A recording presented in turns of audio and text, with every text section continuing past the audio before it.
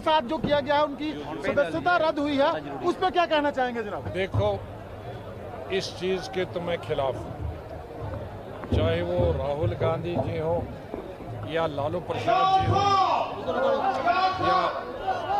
या किसी और MP या MLA के खिलाफ लिया, ये नेचुरल जस्टिस के खिलाफ कि इधर से एक जज साहब ने फैसला सुनाया और दूसरी तरफ से वो MLA और MP से खारिज हुआ, ये गलत बात है।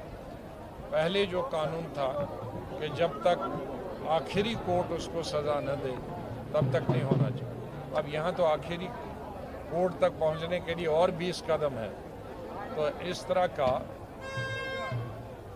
ये लोकतंत्र के फेवर में अच्छी बात नहीं है।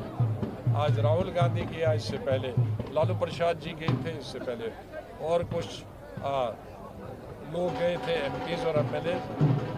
इस तरह से तो पूरा पार्लियामेंट और विधानसभा ही साफ हो गया। चुने हुए नुमाइंदे और जो डाकू हैं, चोर हैं, उनके लिए अलग अलग पैमाने हो सकते हैं।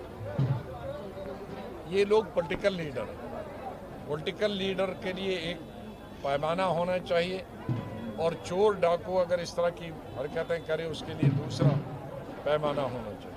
सर, जम्मू कश्मीर को लेकर एक सवाल है। सर,